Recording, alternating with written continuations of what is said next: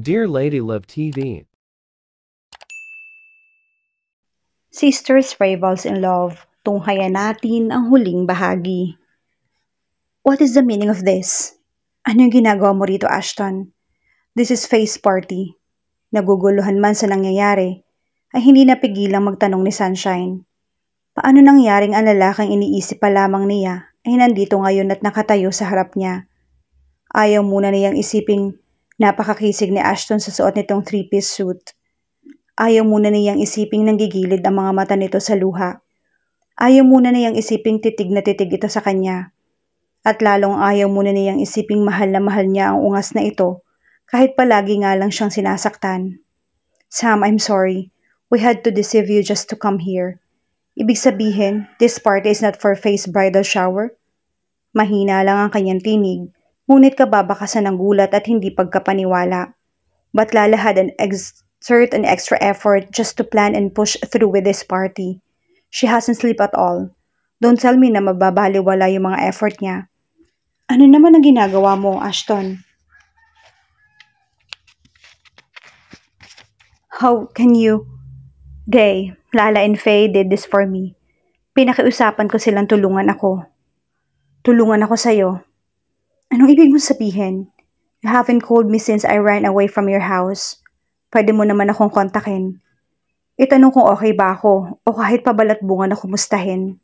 You don't need to do anything like this. Bakit nang istorbo ka pa ng ibang tao para lang ipaalam sa akin na wala akong halaga sa'yo? Kailangan pa ba sa harap ng lahat mo sabihin sa akin na kayo na ng ate ko? Gustong-gusto mo ba talaga yung mapahiya ako? Puno ng hinanakit ang tinig niya nang sabihin iyon. Sandaling natahimik ang binata. Pinakatitigan siya.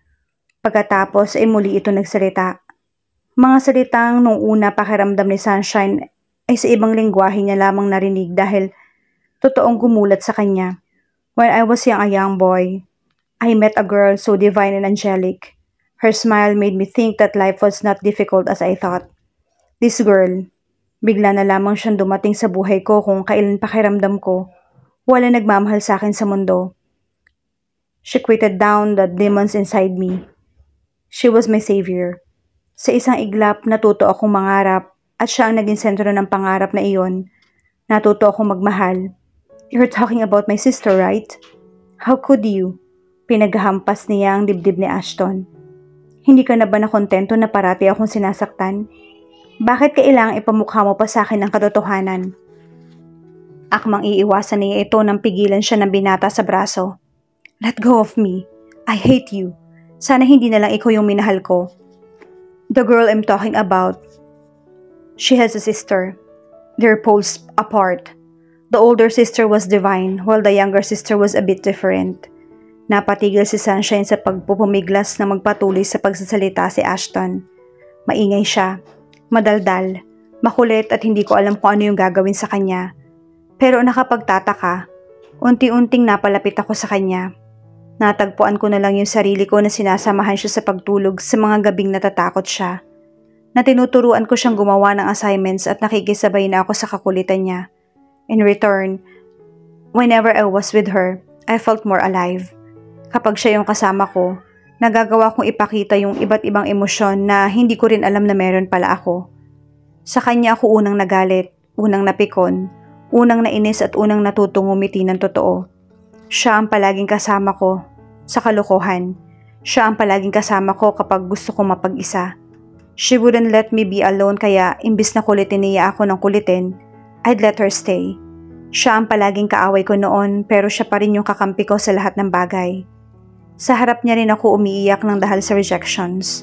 Siya rin ang kauna-unahang taong nagpaintindi sa akin na hindi ako isang superhero, kundi isa rin akong normal na tao na may damdamin, na marunong malungkot at sumaya, na marunong tumawa at umiyak. Siya ang nagturo sa akin na okay lang maging ordinaryong tao, na okay lang mapakita yung emosyon kung kinakailangan.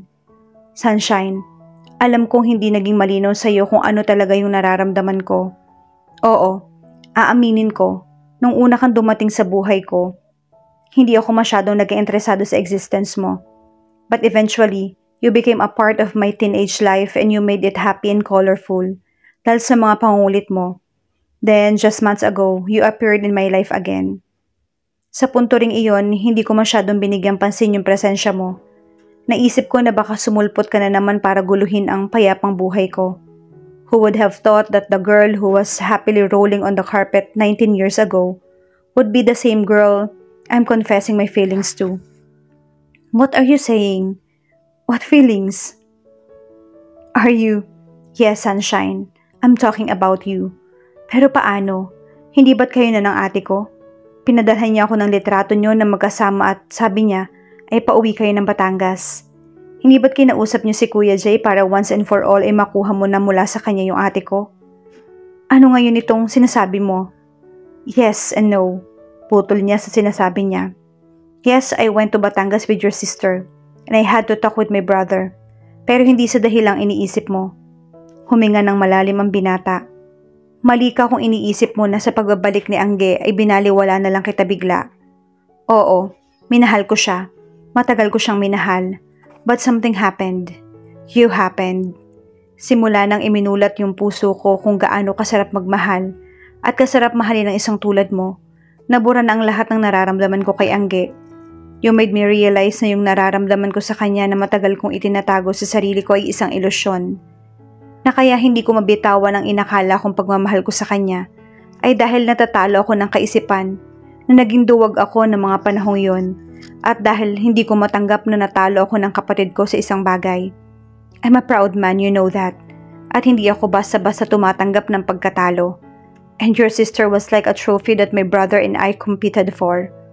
Sa muli kong pag-uwi, nag-usap kami ng kapatid ko. Sinabi ko sa kanya na kung tunay na may problema man silang mag-asawa, ay dapat silang umayos nun. Hindi ko alam kung ano yung sinabi sa iyo ni Angge pero ang totoo, iniuwi ko lang siya para magkaayos sila ng kuya ko. Angge was so furious with me. She was begging me to take her with me. When I refused, she slapped me and cursed me. She's not the same girl I used to know. Naaawa ako sa kanya pero alam ko na kaya niyang i-handle yon at kaya siyang i-handle ng kuya ko. After that, I went back. But just a few days ago, you were on my sister's side. Ni hindi mo nga ako pinigilan nang lumayas ako sa bahay mo. And now you're saying that you love me?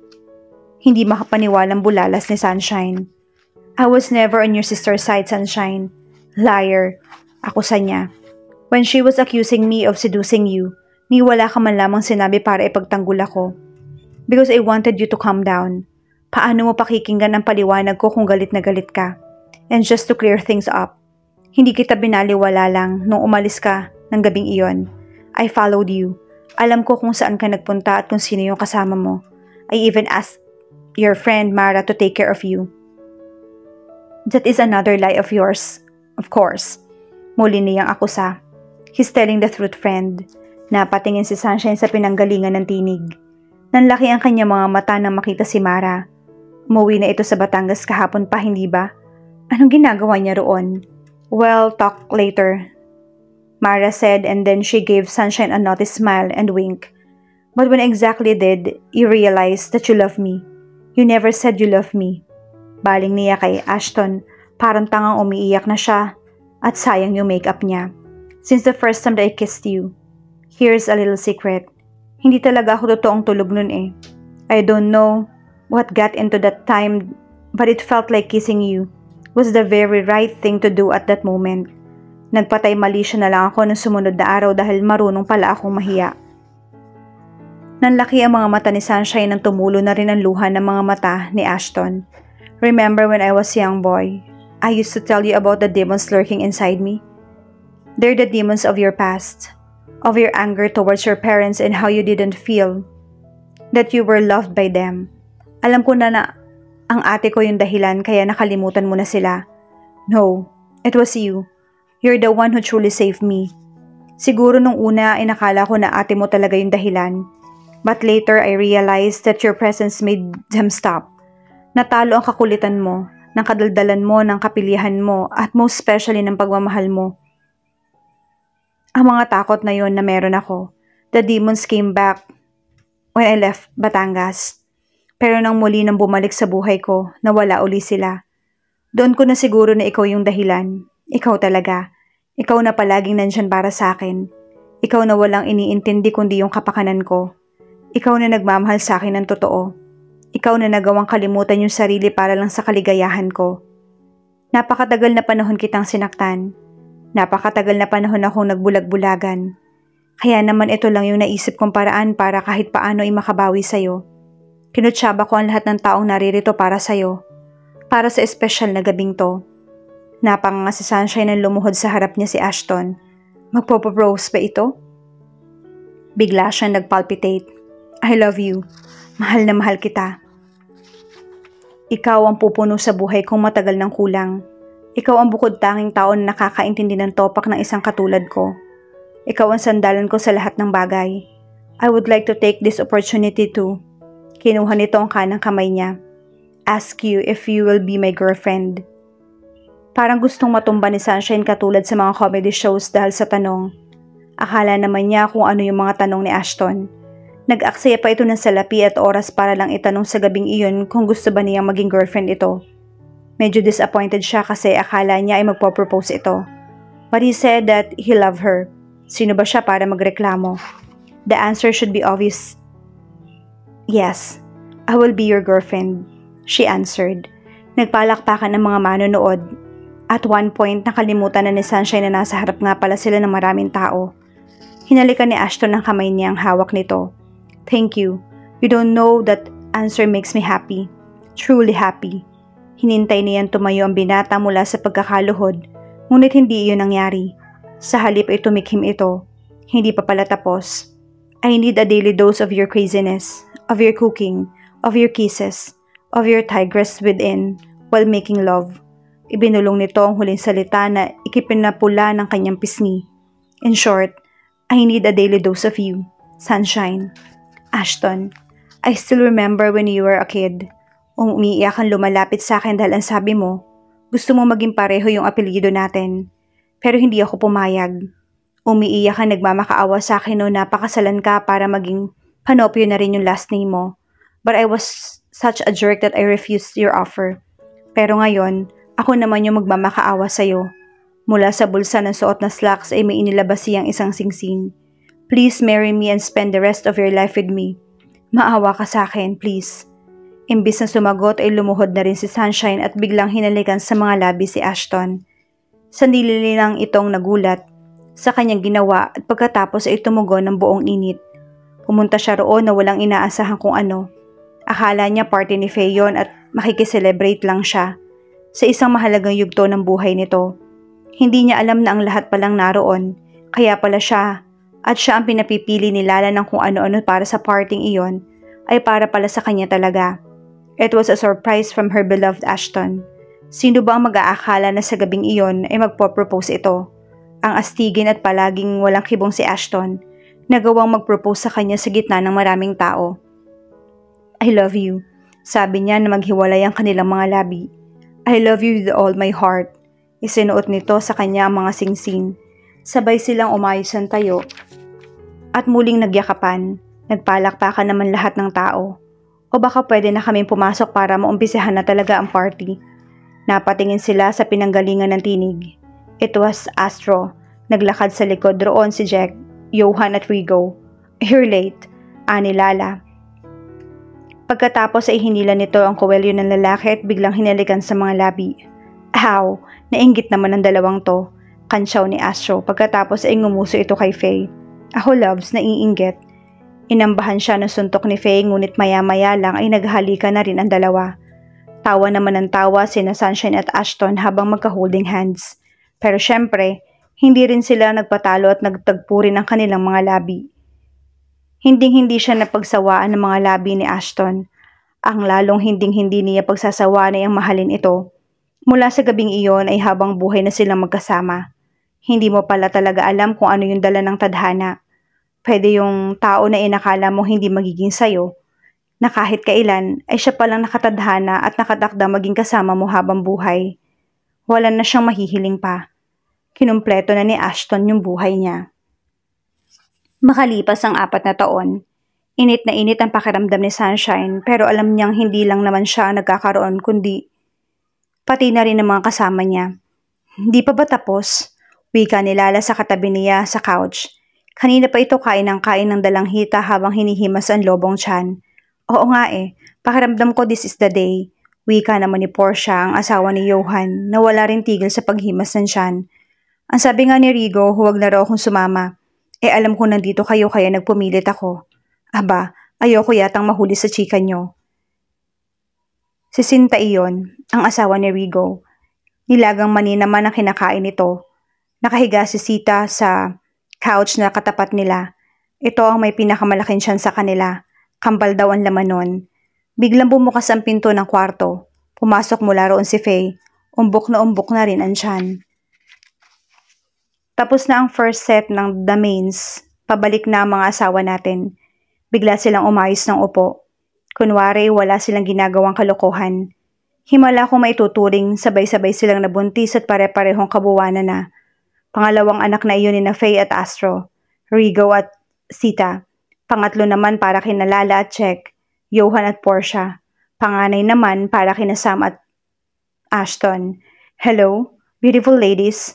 Bati sa kanila ni Astro. Ang mga pasaway na ina na ayaw magpaiwan sa bahay. Kantsaw nito. Baka kasi gumawa kayo ng milagro habang wala kami. Nakasimangot na wika ni Lala. Hindi ito mapakalis sa kinauupuan.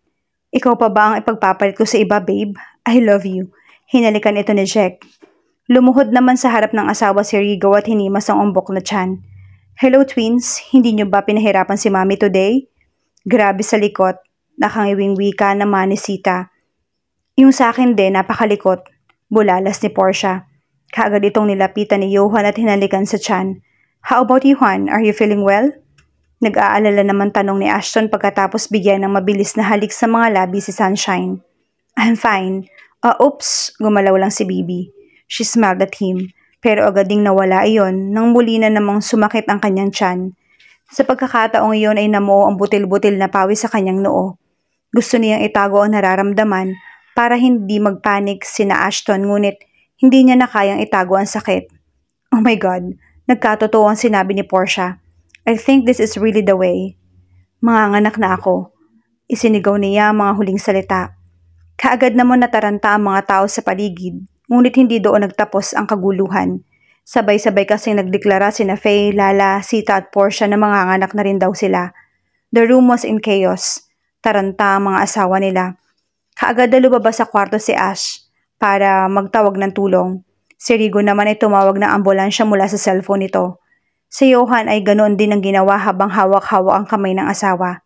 Si Jack ay kalmado lang habang kinakausap ang asawa at sinasabing parating na ang ambulansya. Pero si Ashton, ang asawa ni Sunshine, ay nakatitig lang sa kanya habang naestatwa na sa kinatatayuan.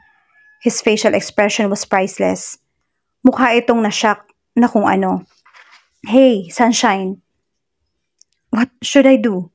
What should I do? Paulit-ulit na wika nito. Calm down, man. Sigaw ni Rigo. Doon naman humahangos na bumalik si Astro. Man, I forgot my wife. Binuhat nito si Faye at akmang dadalhin palabas ng kwarto. Hey, what are you doing? Parating na yung ambulansya. Sita ni Johan.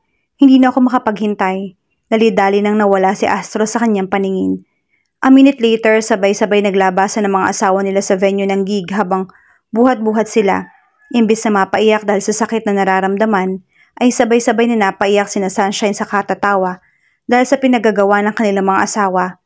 Hindi na nahintay ng mga itong ambulansya. Nagkanya-kanyang hatid sa kanila sa ospital. The day after that incident, naging laman ng dyaryo ang panibagong achievement ng The Mains. Ang sabay-sabay na panganganak ng mga asawa ng bawat miyembro ng banda.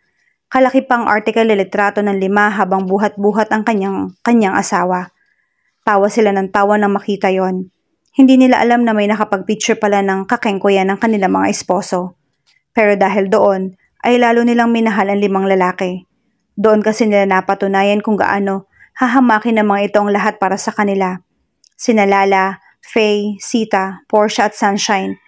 Sila na yata ang 5 pinakamaswerteng babae sa buong mundo. Because they had the best husbands in the world.